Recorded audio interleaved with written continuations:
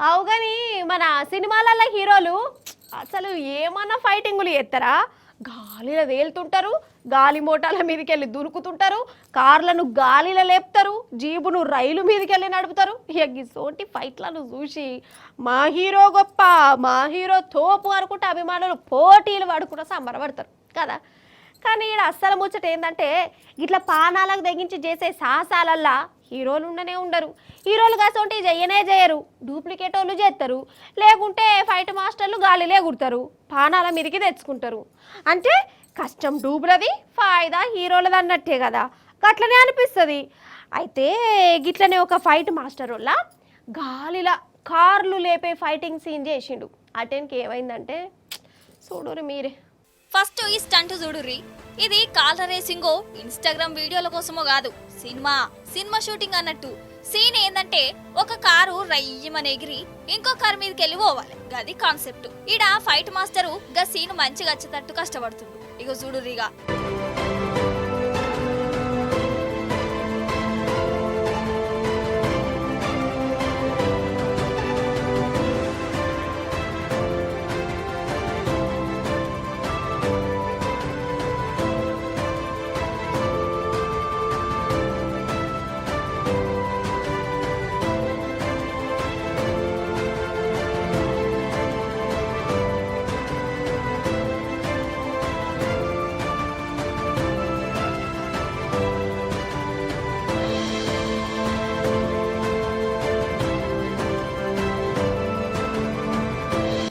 చూయించినట్టే car గాలిలో ఎగిరి పడ్డది కదా, అందరు సప్పట్లు కొట్టిరు. సీను సూపర్ అన్నారు. కారు కూడా సోట్లు పోయింది, కానీ అందులో మనిషి పానం కూడా పోయిందోలా. సినిమా సీన్ కోసం కాదు, ఒరిజినల్ గానే పానం పోయింది. రాజ్ అనే స్టంట్ మాస్టరు సీన్ మంచిగా వచ్చేందుకు ఆ కారులోనే ఉండి స్టంట్ చేసిండు, కానీ అదేమో గిట్ల పడిపోయింది. స్టంట్ మాస్టర్ పానం పోయింది. అసలు సినిమాలలోనన్నా కార్లు ఉన్న మనిషి చచ్చిపోయే సీన్ ఉన్నదో లేదో గానీ ఒరిజినల్ గా మాత్రం మంచి చచ్చిపోయిండు. సినిమా సీన్ కోసం తనలాడితే పాడమే వాయే. తమిళం సినిమా షూటింగ్ అటు ఇది.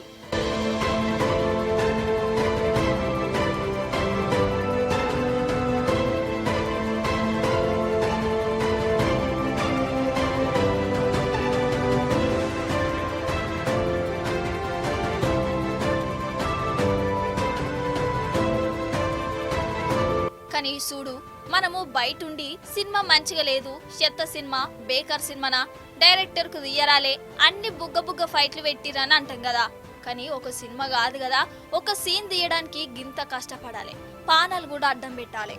గిట్ల కాదు గాని ఆ కాళ్ళ గాలిలో ఎగిరేటప్పుడు హీరోలను అందులో కూసోబెట్టి గట్ల వేయిస్తారా? అంత ధైర్యం ఉన్నదా? కానీ డూప్లను ఫైట్ మాస్టర్లతోనే వేయిస్తారు. వీళ్ళ పానాలు కావన్నట్టు. లాస్ట్ కత్తే పేరు పైసలు ఫ్యాన్స్ ఏమో హీరోలకుంటారు. అసలైన సాహసాలు చేసే ఇసొంటోళ్ళకి మాత్రం పానాలు అడ్డం పెట్టవలసి వస్తుంది. అయినా ఇప్పటికే కంప్యూటర్ గ్రాఫిక్స్ లు, సీజీలు, గీజీలన్నీ రానే వచ్చే, అల్లది తేమైతుంది కావచ్చు. వెనకటి రోజులు కాదు కదా, ఇంకా ఒరిజినల్ కాళ్ళని పెట్టి ఒరిజినల్ స్టంట్లు వేసుడెందుకో. ఇప్పుడు పోయిన పానం వత్తదా? ఈ రాజ్ మాస్టర్ కు ఇట్లవుడు ఫస్ట్ సరే కాదల్లా, ఇదివరకు కూడా సినిమాల కోసం గీసుంటి స్టంట్లు వేస్తుంటేనే పెద్ద ఆపతే వచ్చింది. అప్పుడు కిస్మత్ మంచిగుండి తప్పించుకున్నాడు గాని పాపం ఈసారి మాత్రం పానం పోయింది. బతుకమ్మ బతుకమ్మ ఉయ్యాలో, బాణ దేవునికి ఉయ్యాలో, బాణ మంచిగా వడాలు ఉయ్యాలో, మాషన్లు వండాలే ఉయ్యాలో, రేవంతు సారుకు ఉయ్యాలో, రైతుల మీద ఉయ్యాలో, దయనే రావాలే ఉయ్యాలే, నీళ్ళు మంచి వరాలు ఉయ్యాలో, బతుకమ్మ బతుకమ్మ ఉయ్యాలో, బంగారు బతుకమ్మ ఉయ్యాలో, వాన దేవునికి ఉయ్యాలో, వానల్లు గురువాలే ఉయ్యాలో, వర్షేన్లు వండాలే ఉయ్యాలో, ఉయ్యాలో ఉయ్యాలో. గీమె ఇప్పుడు బతుకమ్మ ఆడుతుంది ఏంటి అంటారా? అయితే నల్గొండ జిల్లాల కొందరు అక్కలు ఇప్పుడు బతుకమ్మ ఆటలు ఆడుతుర్రోళ్ళా. ఇప్పుడేం బతుకమ్మ అంటారా? ఎందుకో చెప్తా కానీ, అగో ఆడోళ్ళు ఊరి బొడ్రాయి కాడికి పోయిర్రు. అక్కలు ఆగురి, నేను కూడా వస్తాన్నా, నేను కూడా ఆడతా మీతోని. బతుకమ్మ బతుకమ్మ ఉయ్యాలో, బంగారు బతుకమ్మ ఉయ్యాలో. ఆగో చూడురోళ్ళ అక్కలు బతుకమ్మ ఆటకు తయారుగున్నారు. నల్గొండ జిల్లా బంగారుగడ్డ ఊరి బొడ్రాయి చుట్టూ తిరుక్కుంటా బతుకమ్మ ఆడుతురు. అయితే ఈత బోనాల పండుగ చేసుకున్నా ఏమో అనుకోవచ్చు, కానీ ఇప్పుడు బతుకమ్మ ఏందంటారా? ఆ ఆటనైతే చూడురు మీరు.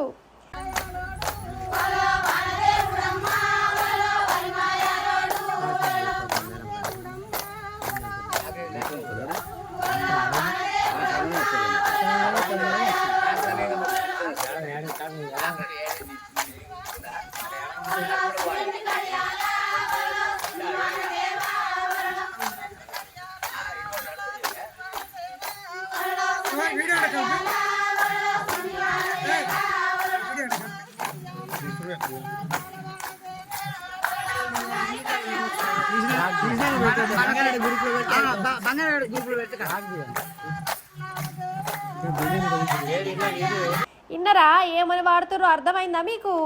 అయితే కొన్ని వద్దుల సంది వానలు పడతలేవు కదా నొల్లా, ఇటుకెళ్ళైతే ఎర్రటెండ, అసలు ఆనకాలం ముచ్చట్నే లేదు, ఏదో ఫస్ట్లో పడ్డది కథం. వెనకశీరి వానదేవుని జిగరే లేదు, కనవాడు కండనే అవుతుండు. మరి అసలే ఆనకాలం ఆనదేవుడికి ఇట్లా మత్పరిత్తి ఎట్లా?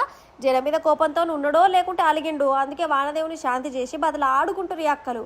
బతుకమ్మ ఆడుకుంటూ ఆనదేవుని పిలుస్తురు గిట్లా.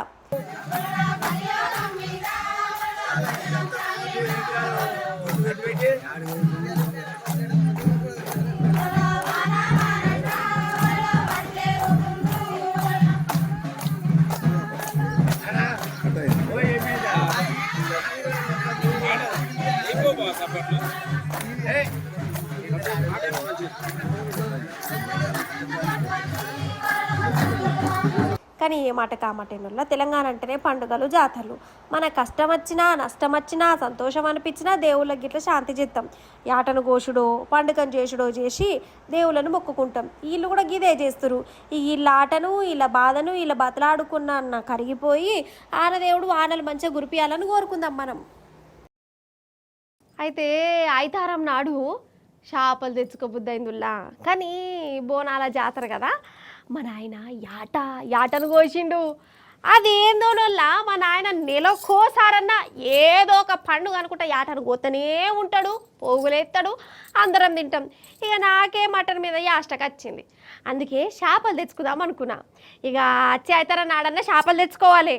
అయితే చేపలు అంటే యాదకి వచ్చింది, చిన్న చేపలు 2-3 తీసుకున్నాడు మంచిదా, లేకుంటే ఒకటే చేప పెద్దది తీసుకున్నాడు మంచిదా అనోళ్ళ? మీరు చెప్పురి. నాకైతే అంత కన్ఫ్యూజ్ అవుతుంది. సరే, ముచ్చట ఏంటంటే ఒక అన్న కాడికి పట్టుకపోతా. ఆయన కట ఒక బంగారు చేప దొరికిందట. మురిషి ముప్పందం అవుతుండు. ఎందుకు గంతగనం అవుతుండో పరారుసుకుందాం రారిమ నాయం బట్టి. ఏయో అగ చూడు ఎట్లా సంబరపడతాండు, చేతుల చేప పట్టిండు. చేప ఓర్ నాయనో ఎంత పెద్దగా ఉన్నదో చూడు, ఎట్లా దొరికిందే పెద్ద మనిషి నీకు. ఇక నేనే మనతో ఏడ మాట్లాడేటట్టున్నావు కానీ గంత పెద్ద చేప దొరికినాక ఆ సంబరంలోనే ఉండే. అయితే జోగులాంబ గద్వాల జిల్లా ఉండవేలి కారణంలో కృష్ణమ్మ నది కాడికి చేపలు పట్టేందుకు పోయిండు. వాళ్ళేసిండు. ఆ వాళ్ళ నిగ్గుతాయో గింత పెద్ద చేప చిక్కింది. బొచ్చనేనా ఏతి దాని తలకాయ తెరివే. బొచ్చనే కదా, బొచ్చ చేపనే. మరి ఒక్కడి గింత పెద్ద చేపని ఏం చేసుకుంటాడు?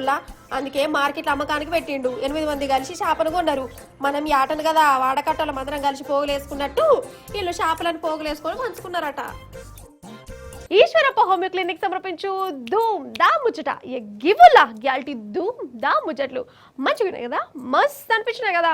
మళ్ళీ వచ్చినప్పుడు ఇంక మస్తు మస్తు మస్తు ముచ్చట్లు పట్టుకొస్తా. అప్పటిదాకా ఏం చేస్తారు? చూస్తూనే ఉండాలి టీ న్యూస్. టాటా బాయ్ బాయ్ నమస్తే. ఇక పోయేత్తా.